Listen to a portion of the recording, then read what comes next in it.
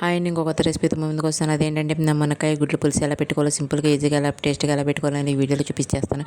First బాణీ పెట్టుకుని oil పోసుకుని oil heat ఎక్కిన తర్వాత మనం ముందుగా గుడ్లు బాయిల్ చేసి సెట్ పెట్టుకోవాలండి.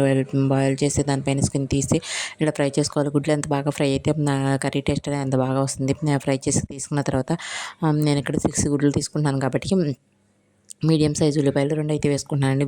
ఉల్లిపాయలు సన్నగా కట్ చేసుకుని పక్కన పెట్టుకోవాలి. 2 ఉల్లిపాయలు 4 పచ్చిమిరపకాయలు కట్ చేసుకుని పక్కన పెట్టుకుని అవి కూడా గుడ్లు వేపి తీసిన తర్వాత అదే ఆ ప్యాన్లో వేసి బాగా మగ్గనివ్వాలండి. ఇక్కడ నేను చింతపండు నిమ్మకాయ సైజ్ అంత చింతపండు నానబెట్టుకుంటున్నాను. మేము పులుపు ఎక్కువ తింటాం కాబట్టి ఎక్కువ నానబెట్టుకుంటున్నాను. మీరు తక్కువ ఉంటే తక్కువ నానబెట్టుకోవచ్చు.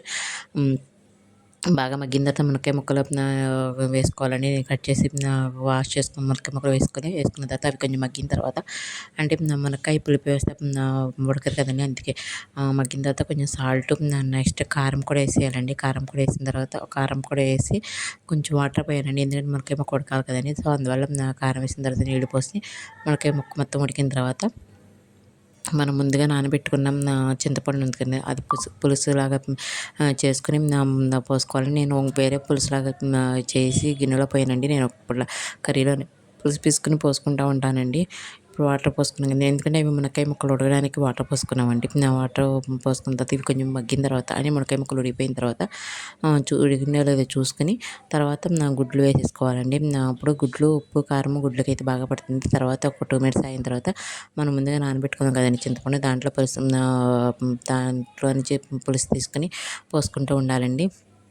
నేను ఇట్లా పోస్తాను. ఒకసారి పోయానండి తీసుకుని పెట్టుకోనండి. నేను అట్లా పులుసు తీసుకుని చింతపండులోంచి పులుసు తీసుకుని పోస్తూ ఉంటాను. పోసిన తర్వాత పులుసు పిసుకు పోసిన తర్వాత ఇదంతా లో టు మీడియం ఫ్లేమ్లో పెట్టి చేయాలి. లో టు మీడియం పెట్టి చేస్తే కర్రీ అనేది టేస్ట్ అనేది వస్తుందండి. హై ఫ్లేమ్లో పెట్టి చేస్తే లోపల ఉడకదు, పైన ఉడికిపోయినట్టు లోపల పచ్చిగా ఉంటుందండి.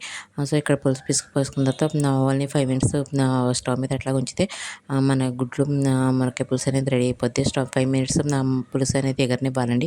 అప్పుడు ఎగరనిస్తే మునక్కాయలకి గుడ్లకి పులుసు ఉప్పు కారం అని బాగా పట్టి టేస్ట్ అనేది చాలా బాగుంటుంది. 5 మినిట్స్ తర్వాత గట్ల ఉడికిన తర్వాత 5 మినిట్స్ తర్వాత స్టవ్ ఆఫ్ చేసుకోవడమేనండి. అంతే అండి, మనకి మునక్కాయ గుడ్ల పులుసు అయితే రెడీ అయిపోయింది. ఎంతో టేస్టీగా చాలా బాగుంటుంది. మీరు కూడా ఇంట్లో ట్రై చేయండి. నెక్స్ట్ టైం దీంట్లో ఎండు చేప వేసి మీకు వీడియో చేస్తానండి. వీడియో నచ్చినట్లయితే లైక్ చేయండి.